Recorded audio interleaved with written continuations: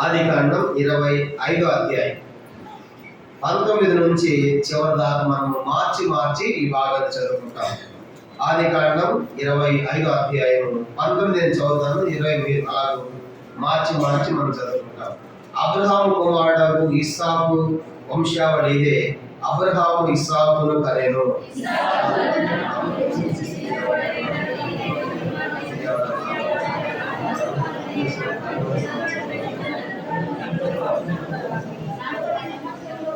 ఇస్సాకు భార్య బడ్రాలు కనుక అతడు ఆమె విషయమై యెహోవాను వేడుకొనెను. యెహోవా అతని ప్రార్థన వినెను కనుక అతని భార్యను రెబ్కా గర్భవతి ఆయెను.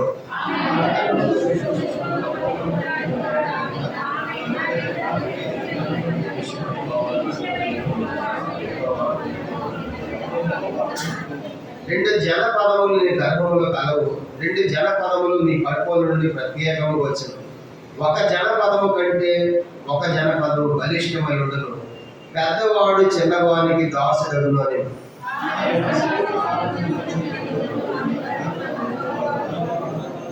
మొదటి వాడు ఎర్రని వాడిగా బయటకు వచ్చును. అతని ఒళ్ళంతయు రోమ వస్త్రములు ఉండను కనుక అతనికి ఏశావు అని పేరు పెట్టింది.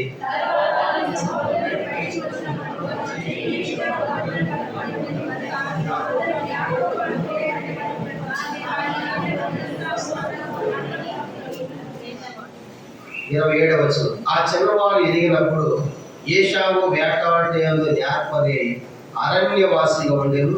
యాకోబు సాధువై గుడారములో నివసించుచుండెను.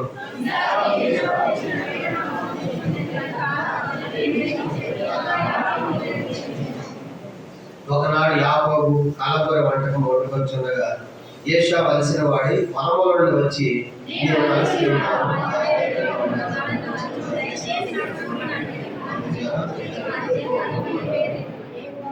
అందుకు యాకోబు నీ జ్యేష్ఠత్వం నేడు నాకు ఇమ్ము అని అడుగుగా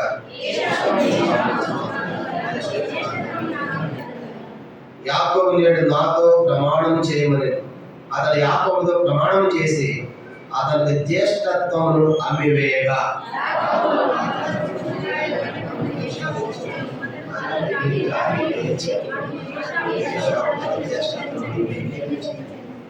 మలాకీ గ్రంథము 1వ అధ్యాయం మరొక వాక్య భాగం. మలాకీ గ్రంథం చివరి పుస్తకం, పాత నిబంధనలో చివరి పుస్తకం మలాకీ గ్రంథం 1వ అధ్యాయం.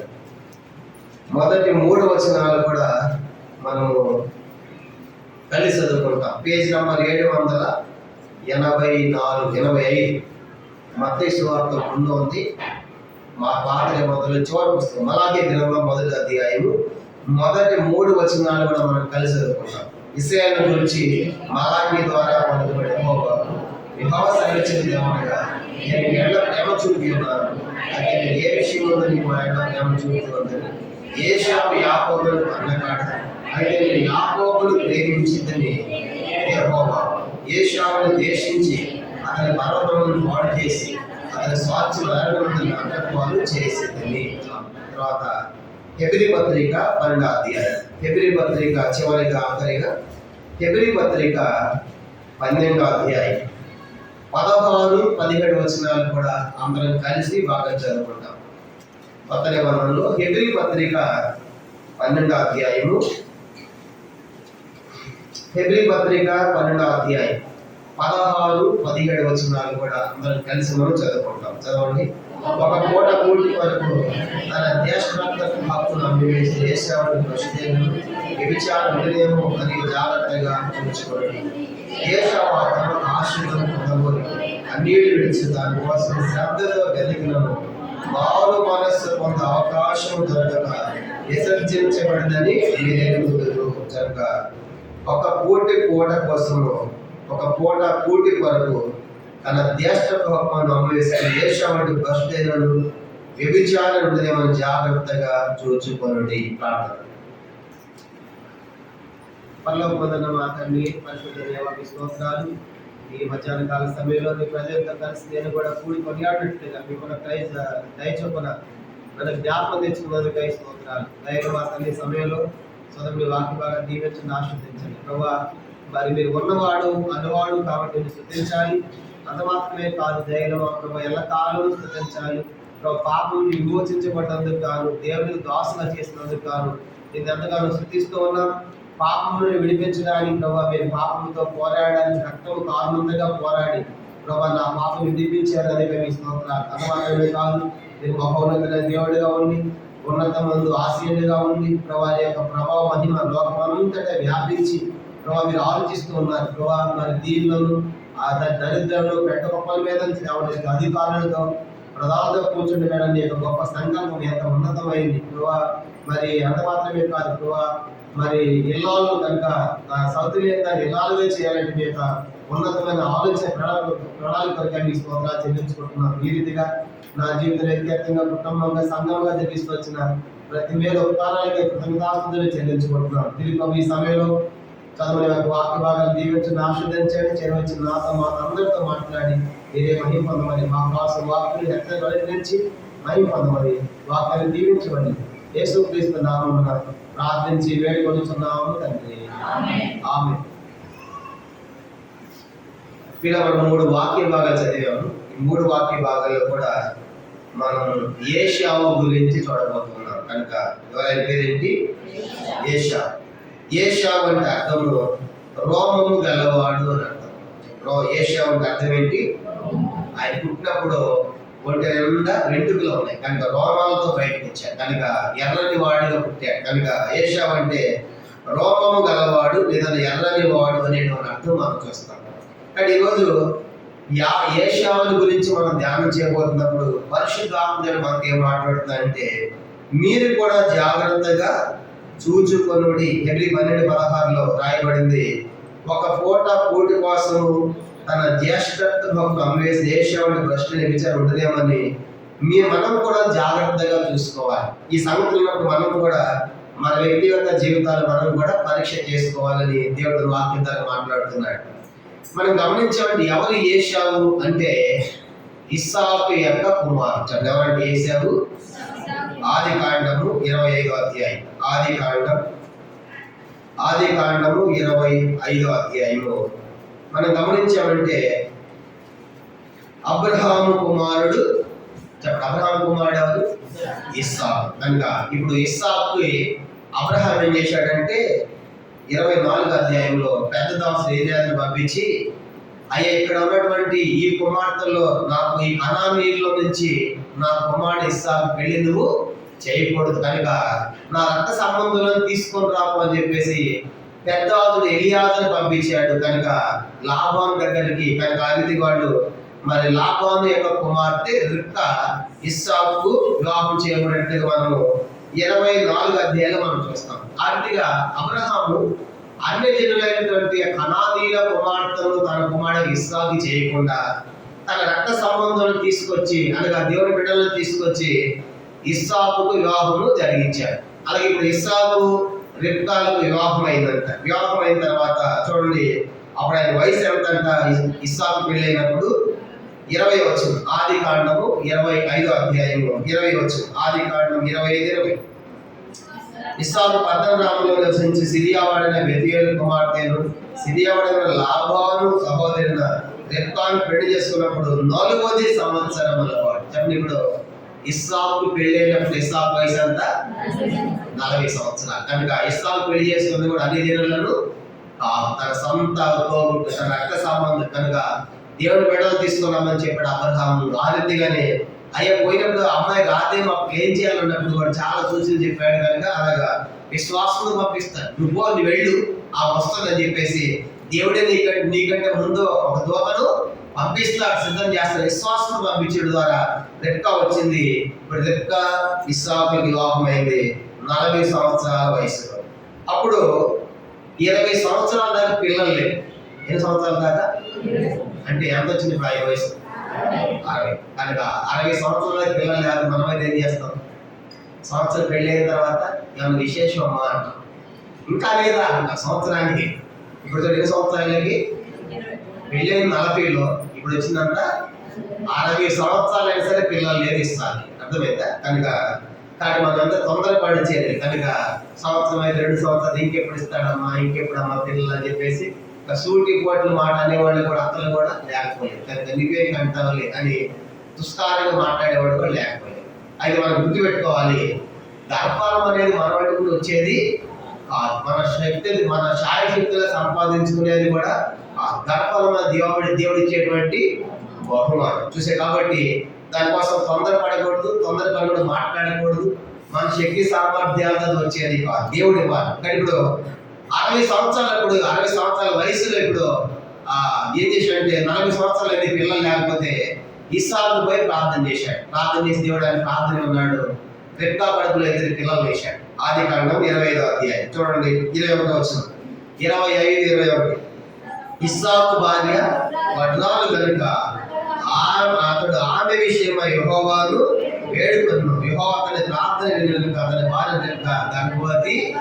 అటు వెళ్ళి ప్రార్థన చేశాడు కనుక అయ్యా నా భార్య గర్భవతి ఉందని ప్రార్థన చేసినప్పుడు ఇస్సాకు దేవుడు అతనికి 2 పిల్లలు ఇస్తానని చెప్తా ఉన్నాడు. చూడండి, గర్భవతి అయింది. ఆ ప్రార్థన విని ఇస్సాకు యొక్క ప్రార్థన విని దేవుడు ఇప్పుడు ఇస్సాకు ఏమి ఇవ్వబోతున్నాడు?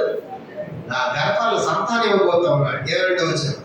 ఆమె గర్భంలో శిశువులు ఒకరితో ఒకడు పెరుగులాడు కనుక ఆమె ఎలాగైతే నేను బ్రతుకుడ ఎందుకు అనుకొని ఈమె విషయమై యెహోవాను అడిగి వెళ్ళాను. అప్పుడు యెహోవా ఆమెతో ఇట్లా నేను. కానీ ఇప్పుడు 40 సంవత్సరాల వయసులో పెళ్లి అయింది, 60 సంవత్సరాల పిల్లలు లేదు, 60 సంవత్సరాల పిల్లలు పుట్టబోతున్నారు. ఈ పిల్లలు పుట్టడం కూడా కారణం ఎవరి ఇస్సాకు యొక్క ప్రార్థన. ఎందుకంటే అబ్రహాంకి ఎప్పుడు పుట్టాడు ఇస్సాకు? అబ్రహాంకి ఇస్సాకు పుట్టినప్పుడు అబ్రహాం వయసు ఎంత? 100 సంవత్సరం. ఏదంటే ఎంత? 75లో చెప్పాడు పుడతాడు, 100లో పుట్టాడు. కానీ ఇప్పుడు ఇస్సాకు కూడా నమ్మకమే. నేను పుట్టింది ఇప్పుడు 100 సంవత్సరాలు, నీకు 60 ఏళ్ళు కదా, నాకెందుకు పుట్టను? కానీ అది విశ్వాసంతో ప్రార్థన చేశాడు దేవుడు. విశ్వాసం. ఎందుకంటే అబ్రహాం చెప్పుకుంటాడు లేదా, ఇదే నీ ఎప్పుడు పుట్టావురా, నీ వయసు అంతా తెలుసా, నా వయసు అంతా తెలుసు, పుట్టినప్పుడు చెప్పకుండా ఉంటాడా? చెప్పి ఉంటాడు ఖచ్చితంగా. ఇవన్నీ ఇస్సాకు తెలుసు అనమాట. అందుకే ఇస్సాకు వెళ్ళి ప్రార్థన చేసినప్పుడు 60 సంవత్సరంలో 2 పిల్లలు, 2 జనపదం, 2 జనాంగాలు దేవుడు ఇస్సాకు గర్భంలోంచి తీసుకొని రాబోతున్నాడు. కనుక తన భార్య రెబ్కా గర్భంలోంచి వాళ్ళు లోపలే కొట్టుకుంటారు. ఎక్కడ చెప్పండి? బయటకు రాకముంది. చూసారా? కనుక ఎక్కడ చూడండి, కనుక గర్భం లోపలి ఒకడొకడు పిడుగులు ఆడుతూ ఉన్నాడు. వీడు మాట పడతాడు, వాడు వీడి కొడతా ఉంటే కనుక ఆ తల్లి కనుక తిరుగుతూ ఉంటే ఆ పిండ లోపల తట్టుకోలేక ఏం చేసిందంట, ఎట్లయితే నేను బతికేది సచ్చేది మేలు కదా అని చెప్పేసి నేను కూడా ప్రార్థన చేస్తానని చెప్పేసి రెబ్కా పోయి ప్రార్థన చేయడం మొదలుపెట్టింది. కనుక ఏమంటున్నాడు దేవుడు ఆయన చూడండి, 22లో ఆమె గర్భంలో 2 శిశువులు ఒకరితో ఒకటి పెనుగులాడటం అంటే పట్లాడుకుంటారు అన్నమాట. కనుక అలాగైతే నేను బతుకుడు ఎందుకు అనుకొని ఈమె విషయమై యెహోవాను అడగబెళ్ళాను. అప్పుడు యెహోవా అన్నాడు ఆమెతో, 2 జనపదముల గర్భంలో 2 జనపదముల గడుపులో నుండి ప్రత్యేకముగా వచ్చును. ఒక జనపదము కంటే ఒక జనపదము బలిష్ఠుడు, పెద్దవాడు చిన్నవానికి దాసుగా చెప్పేసా. కనుక అమ్మ 2 జనపదములు అంటే జనాంగములు. 2 జనాంగాలు నేను గర్భం నుంచి రాబోతా ఉన్నాయి. ఒక జనాంగం అంటే మరొక జనాంగం బలంగా ఉంటుంది. కానీ అలాంటి 2 జనాంగాలు గర్భంలో వస్తాయి తల్లి అని చెప్పి దేవుడు రెబ్కాకు చెప్పాడు. అయితే ఆ రీతిగా ప్రసవ దినాలు వచ్చాయి. ఆమెకి 24 వచ్చారు. ఆయన ప్రసూతి కావాల్సిన దినములు నిండినప్పుడు ఆమె గర్భం ముందు కవలవారు ఉండేది. కనుక ముందే చెప్పాడు 2 జనపదాలు అని చెప్పేసి కవల పిల్లలు అనమాట. మొదటి వాడు ఎర్రని వాడు బయటికి వచ్చిన అతని వాళ్ళంతయు రోమము వస్త్రం ఉండేదని అతను ఏషియా అని పేరు పెట్టాడు. మొదటి వచ్చిన వాడు ఎర్రగా పుట్టాడు, తర్వాత ఇంకా పుట్టాడు, వాళ్ళంతా కూడా రోమాలతో పుట్టాడు. దానికి ఎర్రగా పుట్టాడు. మన కూడా చూడండి, పెళ్లి సంబంధం అనేది ఎర్రగా కావాలి, నల్లగా కావాలి. ఎంత బాగా చెప్పారు. అక్కడ కూడా ఇంత ఎర్రగా ఉండాలన్నమాట. కనుక ఎర్రగా ఉంటేనే పెళ్లి చేసుకుంటాం కదా. ఈ నల్లగా ఉన్నా సరే ఆమె ఎట్లా ఉండాలి చెప్పండి? ఆమె ఎర్రగా ఉండాలన్నమాట. కనుక ఈయన కొట్టేవాడు సరే ఆమె ఎట్లా ఉండాలి? ఈ కొంచెం చెప్తున్నారు అన్నమాట. ఈ ముక్కు సరిగా లేకపోతే ఆమె జుట్టు మాత్రము ఎన్ని ఉండాలి, ఎన్ని కోరుకుంటారు. కనుక ఎర్రగా పుట్టాడు. ఎన్ని లోక ఆకర్షణ అనమాట. కనుక లోకం అంతా ఎర్రగా ఉంటే ఆకర్షిస్తూ ఉంటుంది. అందుకే దేవుని బిడ్డలు వెలుగు చూపు వలన కాదంటే ఎలా ఉండాలి? విశ్వాసంతో మనం నడుచుకోవాలి. ప్రార్థన చేయాలి, ప్రభా ఎర్రగా ఉందా తెల్లగా ఉంది అవి కాదు, కానీ ఏం చేయమని అడగాలి. కానీ ఎర్రగా కానీ ఇప్పుడు ఇతను ఎర్రగా ఉన్నాడు కాబట్టి ఇతని చర్యలన్నీ ఎలా ఉన్నాయి మనం చూస్తాం. కానీ అలా బయటకు వచ్చాడు. ఆ తర్వాత 26వ వచనంలో అతని తర్వాత అతని సోదరుడు బయటకు వచ్చినప్పుడు అతని చెయ్యి ఏశావు మడివని పట్టుకొని ఉండేది కనుక అతనికి యాకోబు అని పేరు పెట్టబడి.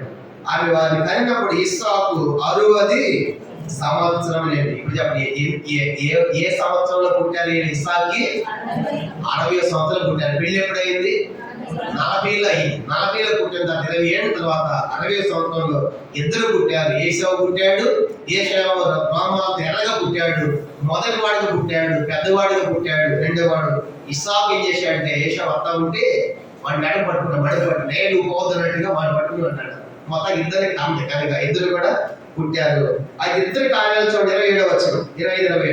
ఆ చిన్నవాడు ఎదిగినప్పుడు ఏశావు వేటాడేందు నేర్పరి అయి అరణ్యవాసిగా ఉండెను. యాకోబు సాధువై గుడారములలో నివసించుచుండెను. ఇప్పుడు చిన్న ప్రశ్న అడగాలనుకుంటున్నాను. దేవుడు మలాకి చదువుకున్న మలాకి గ్రంథంలో నేను ఏశావును యాకోబును ప్రేమించేదని ఏశావును ద్వేషించిందని చెప్పాడు. ఇప్పుడు చెప్పండి, దేవుడు ఒక వ్యక్తిని ప్రేమించే మరో వ్యక్తిని ద్వేషిస్తాడా? అలా ద్వేషించేవాడు దేవుడు అవుతాడా అని ఆలోచించినప్పుడు ఎందుకు అలా జరిగిందని చెప్పడానికే ఈ మధ్యాహ్నం యేసేపు జీవితంలో చాలా సంగతులు ఉన్నాయి. దేవుడు ద్వేషించడానికి ఒక 7 సంగతులు మాత్రం మీ గమనాన్ని తీసుకొని రావాలని కోరుతున్నాను.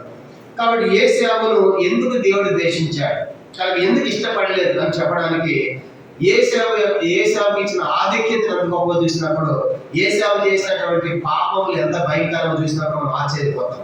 ఆయన మొత్తం ఇద్దరు పుట్టిన తర్వాత ఈ యొక్క ఏశావు పని ఏంటంటే 27వ వచనంలో వేటాడుటయందు నేర్పరి అరణ్యవాసిగా ఉన్నాడు. యాకోబు సాధువై గుడారములలో నివసించుచుండెను. 28.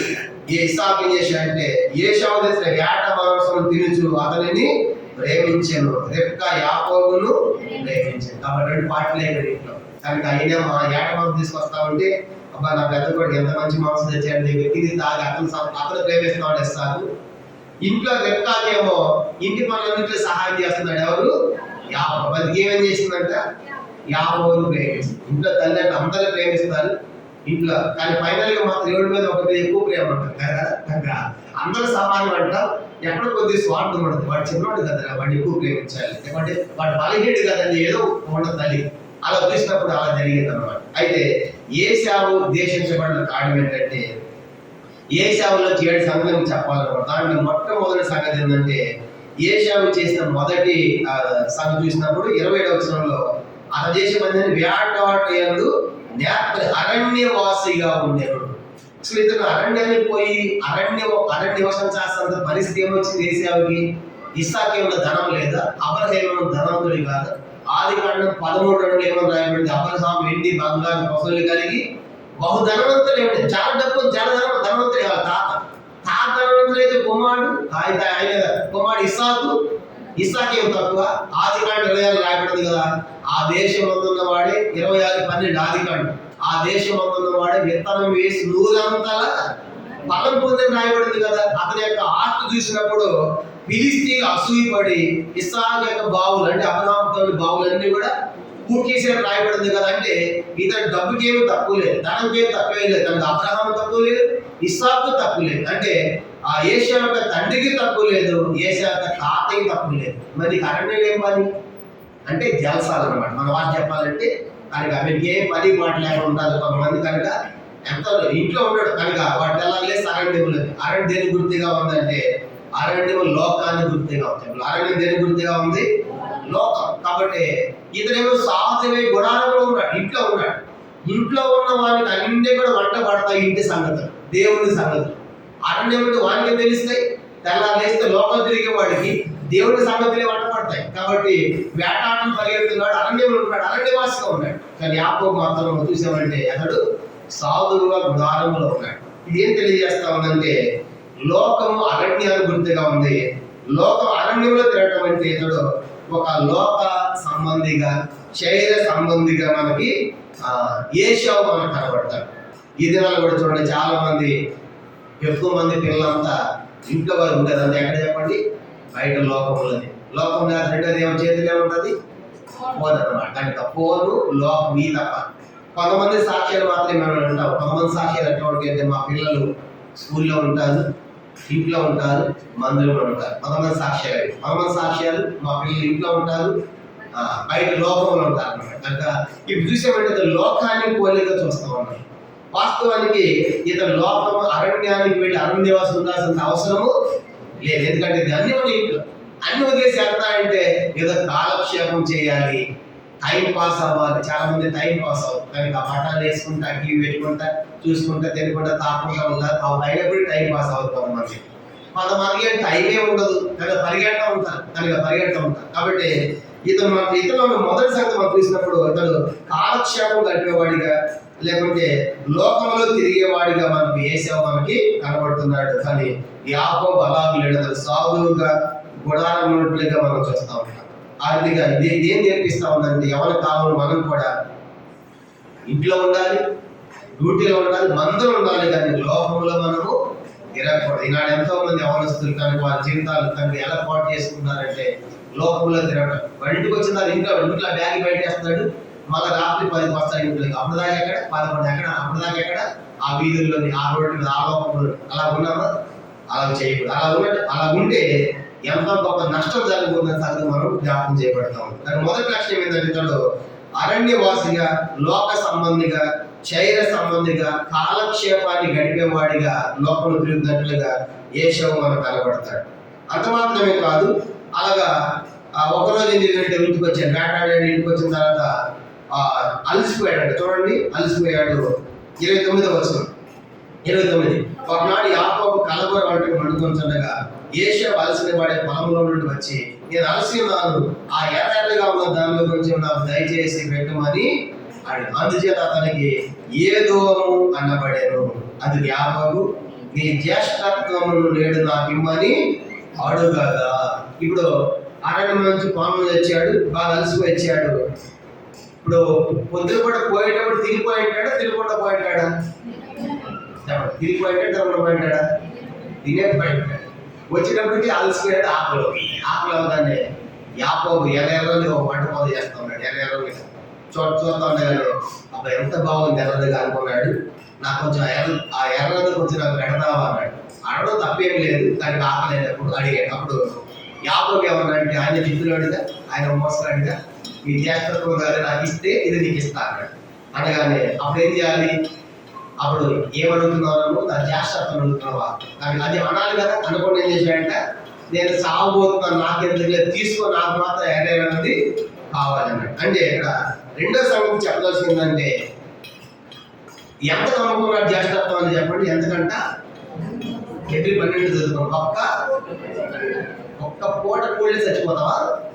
ఒక్క పూటకి అలసిపోయావు, ఒక్క పూట తినప్పుడు చచ్చిపోతారా? పొట్టి శ్రీరాములు గారు అని మన ఆంధ్ర, తెలంగాణ అన్ని కలిసి ఉన్నప్పుడు మద్రాసులో అమర నిరాహార దీక్ష చేశాడు. ఎన్ని రోజులు తెలుసా? 58 రోజులు. ఎన్ని రోజులు? అప్పుడు చచ్చిపోయాడు. తర్వాత అంటే 58 రోజుల దాకా తినకుండా ఏదో నవి తాగి పక్కకొచ్చి ఒకపాటికి సావు, 2 రోజులకేం సావు, 3 రోజులకేం సావు. కానీ ఇతను ఎంత కోసం అనుకున్నాడు చెప్పండి? ఒక్క పూట కూటి కోసం చెప్పుకున్నటువంటి ఆదికి నమ్మేసుకుంటావా? ఏం చేశాడంటే చావబోతు నాకెందుకు అన్నాడు, ఆ తిండి నాకు కావాలి అంటే ఇతను రెండవ స్వభావం మనకు అర్థమవుతుందంటే ఇతను ఒక తిండిపోతుగా మనకు కనబడుతాడు. ఏంటంట?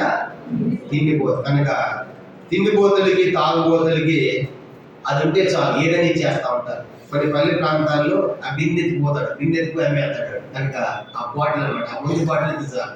ఆ ముందు బాటిల్ 60-70 ఉంటుంది, ఈ బిందె మాత్రం 200-300 ఉంటుంది. ఆయన పోయిన 16 నాకు ఇప్పుడు ఆ టైం అది కావాలి. చూసారా ఎట్లా ఉన్నది? ఎంత అమ్ముతున్నావు, ఏది అమ్ముతున్నావు, అది ఎంత విలువైంది, నువ్వు ఇచ్చింది ఎంత విలువైంది ఆలోచించాలిగా. కానీ ఇప్పుడు యాకోబుగా ఏసావుకి ఇచ్చిన ఆధిక్యత ఏంటంటే, ఏసావుకి ఇచ్చిన ఆధిక్యత సంతానంలో ప్రథమ సంతానం, పెద్దవాడు, జ్యేష్ఠుడు. ఎవరు పెద్దవాడు? జ్యేష్ఠుడు. నీకు అది ఎంత గొప్ప ఆధిక్యత. కనుక పెద్దవాడు జ్యేష్ఠుడు అంటే అది పాత నిబంధనలో చాలా చిన్నగా లేదు, చాలా ఉన్నతమైన స్థానం. అది ఒక మాట చెప్పాలంటే తండ్రి తర్వాత తండ్రి స్థానం ఎవరిది? ఇంట్లో ఉన్న పెద్దవాడిది. నా మాట కదా. ఆదికాండం 49వ అధ్యాయం. అది అమ్మేసుకుంటున్నాడు. ఆదికాండం 49వ అధ్యాయం. ఆదికాండం 49వ అధ్యాయం. ఆదికాండం 49వ అధ్యాయం మొదటి 3 వచనాలు చదువుతాము. మొదటి 3 వచనాలు. ఆదికాండం 49వ అధ్యాయము మొదటి 3 వచనాలు. యాకోబు తన కుమారులను పిలిపించి ఇట్లనెను, మీరు కూడులండి, అంత్య దినములలో మీకు సంభవింపో సంగతులు మీకు తెలియజేశాను. యాకోబు కుమారులారా వచ్చి ఆలకించింది, మీ తండ్రి ఇశ్రాయేలు మాట వినుడు. 3వ వచనం, రూబేను నువ్వు నా పెద్ద కుమారుడు, జ్యేష్ఠుడు, ఇంట్లో పెద్దోడు నువ్వే. ఏంటంటే పెద్దోడు ఏంటంట, నా శక్తియు, నా బలమైన ప్రథమ ఫలములు, ఔన్నత్యములు, బలాతిశయములు. అది చూసేదాన్ని పెద్దవాడు అంటారు. పెద్దవాడు ఏంటంటే తండ్రి యొక్క శక్తి, బలము, ప్రథమ ఫలము, ఔన్నత్యం, బలాతిశయం. అయితే ఇతడు తప్పు చేశాడు కనుక తండ్రి యొక్క మనసు మీద అభ్యర్థపరిచిన దేవుడు ఇతని పక్కన పెట్టాడు. ఆ తర్వాత షిమ్యోను, లేవి అనే వాళ్ళు వస్తారు ఆ ప్లేస్ లో. వాళ్ళు కూడా మరి తన చెల్లిని పాటు చేసిన మనుషులు చంపుతారు. అది దేవుడు వాళ్ళని పక్కన పెట్టాడు. నెక్స్ట్ యోధ వస్తాడు కనుక యోధ పెద్దవాడిగా పరిగణించబడతాడు ముందున్నటువంటి అధ్యాయాలు. సరే, ఇప్పుడు మొదటి వాడు అనే సంగతి చూసినప్పుడు చూసి పెద్దవాడు ఎలాంటి తండ్రి యొక్క బలం, ఔన్నత్యం కనుక అంత గొప్ప ఆధిక్యత పెద్దవాడికి లభిస్తున్నట్టు మనం చూస్తాం. నిర్గమాకాండం ఇంకా పెద్దవాడి గురించి ఏమన్నాడు దేవుడు? నిర్గమాకాండం 22వ అధ్యాయం. నిర్గమాకాండము 22వ అధ్యాయము 29వ వచనం చూడండి. పెద్దవాడి గురించి దేవుడు ఏం చెప్పాడంటే నిర్గమాకాండము 22వ అధ్యాయం 29వ వచనం, నీ మొదటి సస్యములను అర్పింప తడవ చేయకూడదు, నీ కుమారులలో జ్యేష్ఠుని నాకు అర్పింప. జ్యేష్ఠుడు అంటే పెద్దవాడు, మొదటివాడు. నీ పుట్టిన మొదటి వాళ్ళు, అది పంట కానీ పొలమే కానీ పిల్లల్లో కూడా మొదటివాడు నాకు కావాలి, నాకు పరిచయం చేయాలి, వాళ్ళకి యాజకులు అవ్వాలి కనుక, నాకు సేవకులు అవ్వాలి కనుక చూసాక దేవుడు మొదటి వాడిని జ్యేష్ఠత్వాన్ని కోరుకుంటున్నాడు. జ్యేష్ఠాధికారిని కాడమైనటువంటి పెద్దవాడి కాబట్టి. ఇంకా మనం చూసాం ద్వితీయోపదేశకాండం. పెద్దవాడికి ఏం చేయాలంటే పెద్దవాడికి 2 పాళ్ళ ఆస్తి వస్తుంది.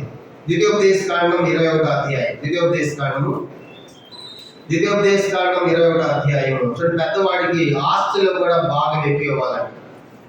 ఆదికాండము 21వ ద్వితీయోపదేశకాండం 21వ అధ్యాయము 17వ వచనం. ద్వితీయోపదేశకాండం 21వ అధ్యాయము 17వ వచనం. అందరం కలిసి, దేశపబడడానికి కుమారుడికి తండ్రి తన ఆస్తులు రెట్టింపు భాగం ఇచ్చి వారిని జ్యేష్ఠునిగా ఎంచవలెను, వీడు వారి బల ప్రారంభము కనుక జ్యేష్ఠత్వాధికారము కనుక రెట్టింపు భాగం ఇవ్వాలి. ఎవరికి? జ్యేష్ఠునికి. ఎందుకు? వాడు బల ప్రారంభం కనుక జ్యేష్ఠాధికారం అతనికి ఇవ్వాలి. కాబట్టి పెద్దవాడు తండ్రి యొక్క బలం చూపించబడుతుంది. పెద్దవాడికి రెట్టింపు భాగం వస్తూ ఉంది. పెద్దవాడి తండ్రి యొక్క బల ప్రారంభంగా చూస్తాం. అంత మాత్రమే కాదు, పెద్దవాడికి రాజ్యం వస్తుంది. 2వ దినవృత్తాంతముల చూడండి, దినవృత్తాంతముల మొదటి గ్రంథం, మొదటి దినవృత్తాంతములు 21వ అధ్యాయం. పెద్దవాడికి ఏమొస్తుందంటే తండ్రి తర్వాత రాజ్యం వస్తుంది. మొదటి దినవృత్తాంతములు రెండో దినవృత్తాంతములు 21. 2వ దినవృత్తాంతములు 21వ అధ్యాయము. 2వ దినవృత్తాంతములు 21వ అధ్యాయము 3వ వచనం. అందరం కలిసి 3వ వచనం చదువుకుంటాం. 2వ దినవృత్తాంతం 21:3. వారి తండ్రి వెండి బంగారం బహుమానములు ప్రశస్త వస్తువులు అనేకములను యోధా దేశం ఆకారంలో పట్టణంలో వహించను. అది యెహోవా జ్యేష్ఠుడు కనుక అతనికి రాజ్యము ఇచ్చాడు. జ్యేష్ఠుడికి ఏమి ఇవ్వాలంట? ఆయన చాలా మంది పిల్లలు యెహోషాపాతు అందరిని పిలిచి ఆయన ఈ పట్టణంలో ఈ కాదు ఈ బహుమానాలు మిగతా బహుమానాలు ఇచ్చాడు. పెద్దవాడికి ఏమి ఇచ్చాడు? తండ్రి రాజ్యం ఇచ్చాడు. అంటే ఇప్పుడు చూడు, పెద్దవాళ్ళకు ఉన్న ఆధిక్యతలు ఇప్పుడు ఇది పట్టుకుని కోట్లకి వేసేసి పెద్దవాడిని ఆడతారు 2 భాగాలు. ఇంకా ఇప్పుడు ఇంట్లో ఒకరు కొట్టి ఇద్దరు కూడా సమానమే. పాత నిబంధన చూసినప్పుడు అలా ఇచ్చాడు కదా ఆధిక్యత. కానీ ఇప్పుడు ఇంట్లో 3 4 అందరూ కూడా మగపిల్ల కదా, ఆడపిల్ల కూడా ఏదండి, ఇప్పుడు ఆడపిల్ల కూడా సమానం కేసులు వేస్తా ఉన్నారు. కాబట్టి ఇంట్లో ఏముంటే మాకు కూడా సమానం వాటా కావాలి. ఒకప్పుడు మగపిల్ల వెళ్ళేవాళ్ళు, ఇప్పుడు ఆడపిల్లలు కూడా అలాంటి చట్టాలు ఉన్నాయి. కాబట్టి నేను ఇప్పుడు సంగతి చెప్పగల. కానీ పాత నిబంధన ప్రకారం ఇప్పుడు పెద్దవాడు తండ్రి యొక్క బలము, పెద్దవాడు సేవ చేయాలి, జ్యేష్ఠుడిగా దేవునికి సేవ చేయాలి, పెద్దవాడు తండ్రి తర్వాత తన రాజ్యాన్ని నిర్వహించాలి. ఇప్పుడు ఇవన్నీ కూడా ఆధిక్యత ఎవరుకున్నాయి చెప్పండి? ఎవరుకున్నాయి? ఏరుకున్నాయి? ఏ సేవకునే పెద్దవాడిని పుట్టాడు. కానీ ఎందుకు ఒక ఆధిక్యత అనేది ఇప్పుడు ఆయన అంటున్నాడు, ఆ జ్యేష్ఠాధికారం నాకు ఇస్తే నేను ఈ కూర పెట్టడానికి ఏమడుగుతున్నాను, నాకు ఇంత గొప్ప ఆధిక్యతలు అడుగుతున్నావా అని వద్దులు అనాలి కదా. అనుకుని ఏమన్నాడు చెప్పండి, నేను సాగుబోతున్నాను. ఆదికాండం 20 చదువు. ఆదికాండం ఎంత సింపుల్ గా తునీకరించాడంటే తన దేవుడు ఇచ్చినటువంటి ఆధిక్యతను. ఆదికాండం 25వ అధ్యాయం చూడండి ఏమన్నాడు. 20:31 వచనం, 25:31. అందుకు యాకోబు, నీ జ్యేష్ఠత్వం నేడు నాకు అడుగా, ఏశావు నేను చావబోతున్నాను కదా, జ్యేష్ఠత్వము నాకెందుకని అంట. అసలు జ్యేష్ఠత్వం నీకు అంత నీకు వచ్చిందా దేవుడు ఇచ్చిందా? దేవుడు ఇచ్చింది కదా. దేవుడు ఇచ్చింది ఎంత కాపాడుకోవాలి. ప్రభు నన్ను ఇంకా పెద్దవాడిని పుట్టించావు, ప్రధాని పుట్టించావు కనుక ఇన్ని ఆధిక్యత ఉన్నాయని చెప్పేసి దేవుడు ఇచ్చినటువంటి దాన్ని ఏం చేశాడు, తృణీకరిస్తాడని అన్నాడు. చాకపోతే నాకెందుకు అనుకున్నాడు, చాకపోయి నాకెందుకు ఇది ఆ పోల్చాలి అన్నాడు. అంటే మొదటి సంగతి ఏమవుతాడు, కాలక్షేపం చెప్పి శరీర సంబంధంగా మనకు కనబడితే, రెండో సంగతి మనకి ఏమవుతుందంటే తన తినేటువంటి ఆ ఒక్క పూట కూటి కోసం, ఆహారం కోసం దేన్ని నమ్ముకుంటాడు ఆయన ఇప్పుడు? జ్యేష్ఠత్వాన్ని నమ్ముకుంటున్నాడు. చూసారా, ఆలోచించండి. ఆ చిన్న ఆ సారా బాటిల్ కోసం ఇంట్లో ఆ బిందె బంగారం వదిలిపెట్టినట్టు అమ్మేసినట్లుగా చూడు. అసలు అది ఎంత ఆధిక్యత, దేవుడు ఇచ్చేటువంటి ఆధిక్యత ఎంత పెద్దది. అంత మాత్రం ఇంకో విషయం చెప్పాలంటే, అసలు ప్రథమంలో నుంచి నెక్స్ట్ ప్రథమ సంతానం నుంచి నెక్స్ట్ యేసు రావాలి. అందుకే నేను అబ్రహాము దేవుడను, ఇస్సాకు దేవుడను, తర్వాత యాకోబు అనకూడదు, దేవుడు పెద్ద ఆయన. ఏశావని పలకాల్సింది అక్కడ దేవుడు. కనుక అర్థమైందా? కనుక పెద్దవాడిగా దేశావు అని కాదు, కానీ ఏశావు మాట వాళ్ళు ఎవరు వచ్చింది? కాడమేంటి ఇచ్చిందని ఏం చేశాడు, ఇప్పుడు అమ్ముకుంటున్నాడు. ఇచ్చిందని ఏం చేస్తున్నాడు? అమ్ముకుంటాడు. దేనికి అమ్ముకున్నాడు? ఎంత విచిత్రము, ఎంత ఆలోచించండి. పోనీ అమ్ముకుందని విలువైన కోసం అమ్మేవా? ఒక్క పూట కూటి కోసం ఇన్ని గొప్ప ఆధిక్యతను అధికారం అనుకుంటావా? అందుకే ఇతను ఉన్నటువంటి రెండవ సంగతి, ఇతడు తిండి పోతుగా మనకు కనబడుతున్నాడు. ఇతను రెండవ సంగతి, ఆ తిండి కోసం తనకిచ్చిన ఆధిక్యత ఎంత గొప్పదో గుర్తించకుండా అమ్మేసుకున్న వాడిగా ఏసావు మనకు కనబడుతున్నాడు. కాబట్టి తిండి కోసం కనుక ఒక్క పూట తిండి కోసం అమ్మేసుకున్నాడు, ఒక్క పూట బాటిల్ కోసం అమ్మేశాడు. ఇలా మనం చూసినప్పుడు లోకంలో ఎన్నో భయంకరమైన కార్యాలు మనం చూస్తాం. కానీ మనకి ఏం జ్ఞాపకం చేయబడుతుందంటే, ఏసేవలో మొదటిది ఇతడు ఇంట్లో ఉండకుండా అరణ్య లోకంలో తిరుగుతా, టైం పాస్ చేసుకుంటా, కాలక్షేపం చేసుకుంటా, ఒక శరీర సంబంధంగా లోక సంబంధిగా మనకు కనబడతాడు. ఇంకా గుడారంలో లేడు. రెండవది, తిండి కోసం అతడు తాపత్రయపడతాడు. ఒక పూట తిండి కోసం తాపత్రయపడేవాడికి మనకి ఏసేమని కనబడతాడు. మూడో సంగతి చూసినప్పుడు దాన్ని ఏం చేశాడంటే అమ్ముకున్నాడంట. ఏం చేశాడు దాన్ని? చూడండి ఆ మాట. ఆదికాండం 25:33 వచనం. ఆదికాండం 25:33. యాకోబు నేడు నాతో ప్రమాణం చేయమను. అతడు యాకోబుతో ప్రమాణం చేసి అతనికి జ్యేష్ఠత్వమును అమ్మివేయగా. ఏమమ్ముకున్నావు నువ్వు? జ్యేష్ఠత్వం అమ్ముకుంటావా? దేవుడు ఇచ్చింది కదా అది ఆధిక్యత. అంటే ఇతడంటే దేవుని సంబంధమైన విషయాలు ఇతడికి ఆశయం. ఎవరికి? ఏశావు. కనుక దేవుడు ఇచ్చిన ఆధిక్యత ఏంటి? పెద్ద సంతానం, ప్రథమ సంతానం కదా అని దైవ సంబంధమైన దానికి ఆలోచనలేదు. నువ్వు జ్యేష్ఠత్వాన్ని అమ్ముకోవడం అంటే అర్థం ఏంటంటే, ఒక విధంగా జ్యేష్ఠులు చేస్తూ రాబోతున్నాడు. ఆ దేశం యొక్క వంశంలో నీ పేరు ఉండాలి. కనుక అది ఇప్పుడు నీ పేరు అసలు యాకోబు కదా, ఏశావు అని పిలువబడాలి. అందుకు బాధ్యత నీకు ఇచ్చాడు దేవుడు. అయితే ఇప్పుడు నువ్వు అమ్మేసుకున్నావు కాబట్టి నీ స్థానంలో ఎవరు ఇచ్చారు? ఇప్పుడు యాకోబు వచ్చాడు. అందుకే నేను యాకోబు దేవుడు అన్నాడు. కానీ వాస్తవానికి ఏశావు దేవుడు అని చెప్పడాలి. అలా చెప్పడానికి కారణం ఏంటంటే, అతనే తన జ్యేష్ఠత్వాన్ని అమ్ముకున్న వాడిగా మనం చూస్తాం. అంటే ఎంత భయంకరమైన పరిస్థితి.